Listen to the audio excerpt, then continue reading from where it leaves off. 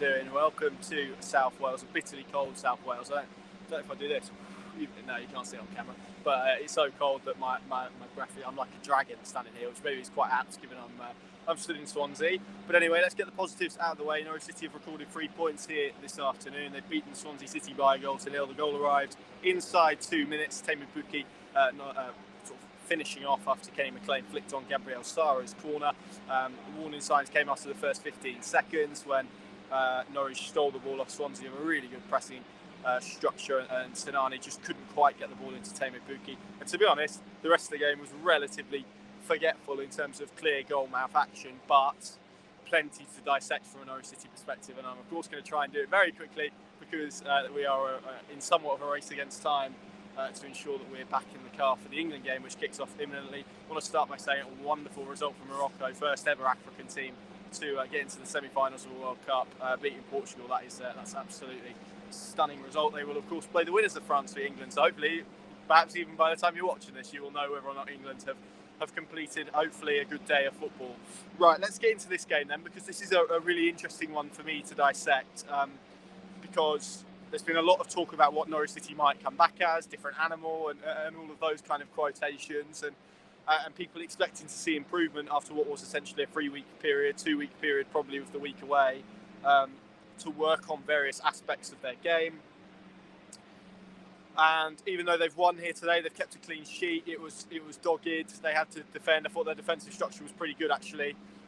I'm quite unconvinced by what I saw. I didn't feel that it was a complete... Well, I didn't really see any noticeable changes in terms of performance. I felt a lot of the reasons why Norwich City have won this game is because of Swansea's attacking deficiencies rather than probably what they did.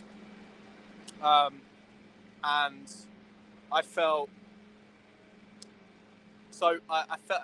I'm trying to word this in the correct way. I felt that what I saw was kind of a repetition of what has gone before. It was the same animal, if you want to label it like that. And I think it's easy to look at this result and look at the clean sheet and look at everything and go, oh, well, there you go. And probably Norwich City, I suspect, haven't looked at XG, but I suspect they've probably just about edged that as well. But in terms of general play, there was one team that I felt was better, and I felt that was Swansea all afternoon. And I don't think they're far away from being a pretty good side in terms of what they do. I think they're probably a striker or some attacking players away from achieving that. Obviously, the question marks will be whether they can do that. And I found myself kind of sat there for a lot of the game looking at what Swansea were doing and really enjoying that. But also can't help but feeling that given the players and the quality of players Norwich City have, they should be better in possession than they are at times. And some of the phases of play... So the game basically panned out.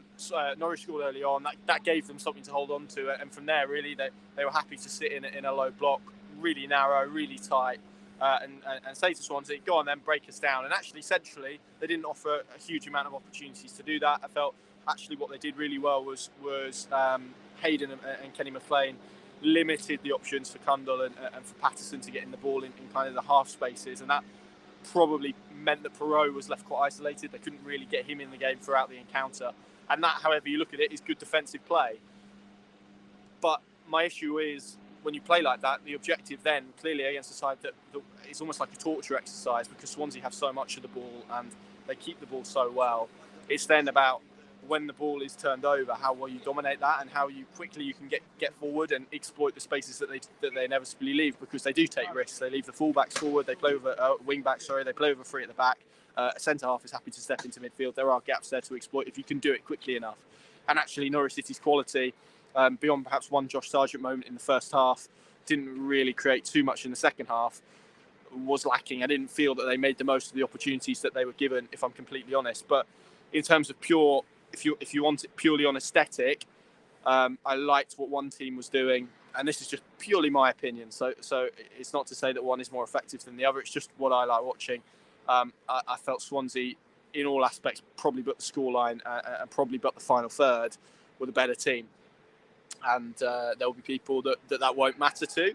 But my point is, I didn't feel like I was watching a Norwich City performance where, and given a lot of the emphasis has been shifted onto out of possession, I didn't feel I was watching a Norwich City team where their out-of-possession work was radically different. They pressed at points, and they did that pretty nicely. as I said, defensively they were relatively structured, but to be honest, Swansea was somewhat ponderous with their play at points. They didn't penetrate in the way that perhaps that they would have liked, and so there were moments where Norwich were happy to give them the sides and were also happy for them to play in front. So this is somewhat of a unique test because there aren't many teams in the Championship that do want to keep the ball like Swansea want to keep the ball, and they want to have 500 plus passes. They want to have 65% plus possession, and they're quite ideological about the way they do that. And so actually coming here and expecting to dominate the ball and expecting to control a game in that sense is really difficult, but I would have liked to have seen some sort of control off the ball that we've seen opponents do to Norwich, and they did that to an extent, but not enough certainly not enough for my liking, particularly in the second half where, again, it felt more about what Swansea couldn't do rather than what Norwich City were doing. And that probably ultimately is where I feel this game has gone. So what I'm trying to say is in terms of forward steps and in terms of performances and positivity moving forward, I didn't see enough today to convince me that Norwich City are going to be a radically different outfit in the second half of the season, in spite of what is clearly a win on the road, a clean sheet. Those things are not to be sniffed at.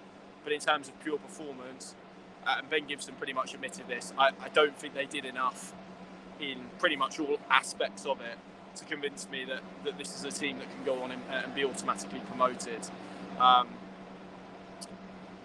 And yeah, that's kind of how I reflect on it, because this was a game where actually, like I say, it's not about necessarily coming here and dominating possession and controlling the game, and it's not an aesthetic point.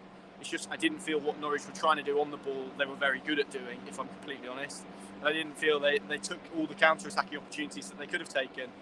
And even at some points, their shape, particularly again in the second half, there was a dip in performance quite notably between probably it kicking off and about the 70th minute. They kind of regained their composure thereafter. But even then, Swansea were beginning to enjoy a lot more territory.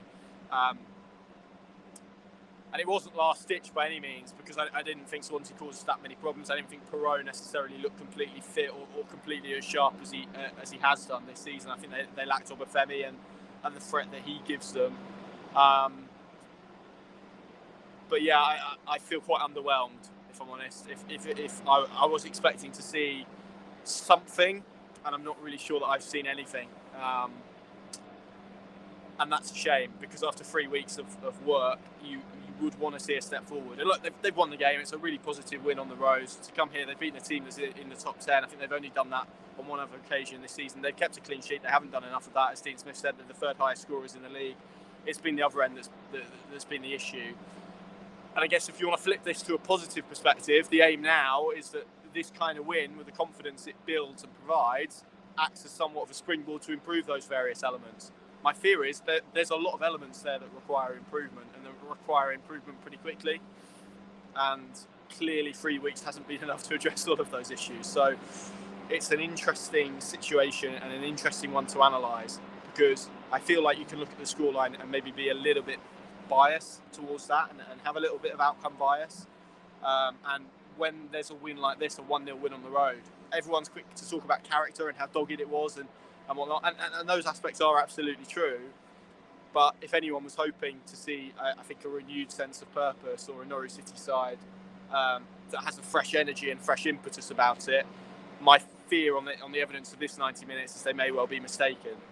And actually, I think in terms of test, this is exactly what Norwich City needed at this point. A team that didn't really want to engage them physically, was happy to kind of knock the ball in front of them at points, lacked penetration, so wasn't necessarily too difficult to defend against. And actually, that probably enabled Norwich not to need to hit the levels that they needed to reach to win this contest. And I've read some Russell Martin's quotes. He probably shares that. But ultimately, it's about what you do in front of goal, isn't it? And you look at that now, and Norwich City scored a goal, Swansea didn't. And it was one bit of quality from a set piece that they managed to do that. Otherwise, I think if that opportunity didn't surface, I think we're stood here talking about a 0-0, and I think everyone's outlook on it is slightly different. So I don't want to be negative for the sake of being negative. I can just come on here and kind of say what I think. I don't feel massively infused or massively convinced, but given the run that they were on, you cannot sniff at this result, and you cannot take the shine off this result in terms of pure scoreline and purely what it means in points. And look, aesthetics don't win titles, and they don't get teams promoted. but consistency does, and a consistent level of performance does. And that, for me, is the major gripe. I'm not saying that there's one way of playing football and Norwich City shouldn't do that. I just felt, from what they were trying to do, they didn't achieve that as well as they could have done today. And that's how I feel. So even though they've won the game, I'm probably still left with a sense of wanting to see a little bit more. But look, as I said, they're up to 4th now, I think, in the table. There are some games tomorrow that may alter the table somewhat. Blackburn come to Carrow Road next, and they've got 4 of their next 5 games are home games, including that FA Cup tie against Blackburn that we're all so excited about. So, yeah, that's kind of where I am with it. And it would be interesting to try and see Norwich be as adventurous as Swansea try and be, and take the risks that Swansea take. And in terms of Russell Martin, this is obviously, it's not the first time I've seen one of his teams play, but in terms of his principles, it would be really interesting to see what he could do with better players. And I think they're not far away from being a really good team. I don't think it will happen this season in terms of probably top levels in this league. They may be able to put a run together where they can sneak into the playoffs, but certainly on the evidence that I've seen, they don't have enough in attacking areas to do that. But this was a tough test, and Norwich have come through and they've won. So it's hard not to be a bit conflicted by that. And I think you can probably see the confliction that I have, because I don't want to come on here and for people to think I'm being negative for the sake of being negative. I just personally feel a little bit underwhelmed by the performance. But that's not to take anything away from the win. And again, we're in a position where the result tells you one thing and the performance probably tells you another. And for me, I want to see Norwich City improve their performance levels on a more consistent basis, because again, we saw a dip, and a noticeable dip, and that needs to be arrested, and it needs to be arrested quickly. Right, now it's over to England, right? So let's see what they can produce. Thank you all very much for watching. I'm going to leave you. I've managed to keep it fairly short today, so I've done well. But hopefully I've given you a sense of this game. Of course, plenty more analysis, reaction to come on Pinkin.com, the Pinkin Plus app. I spoke to Ben Gibson. Paddy is probably currently speaking to Dean Smith. A couple of lines around team news as well. Aaron Ramsey missed out of this one with a knee injury. I was led to believe that was the case prior to this game. He is back running, Dean Smith said, so that's positive. Todd Cantwell doesn't sound like it was a fitness issue, which is interesting. Smith said that they had a conversation with Todd on Thursday, spoke about what he needs to do and what more they want to see from him, and then a collective decision was reached that perhaps instead of travelling to Wales, that an extra session at Colney may actually benefit him in terms of where he is right now. So that's the case. Lovely to see Adam Ida back. Obviously, Andrew Amamadeli back. Daniel Sinani started. That was an interesting decision. I felt he started okay and lost his way slightly. Sam McCallum had a bit of a wobble in the second half. It just felt like he was treading water for a little bit of that period, and Norwich had to bring on Dimi Yunulis to stem the tide. And after that point, I have to say I felt that they managed the game relatively well. So, look, some positives. I probably wanted to see more positives, but it's a win. It's a win on the road. It's dogged. It's a clean sheet. It can't be sniffed at. It's got to be backed up, and we've got to see a bit more consistency, because this championship is insane in terms of points and where everyone currently is. So there we go. Thank you all very much for watching. Enjoy the England game. Get to yourself to Pinkin.com. Download the Pinkin Plus app. Enjoy the rest of your evening. Come on, England. See you soon.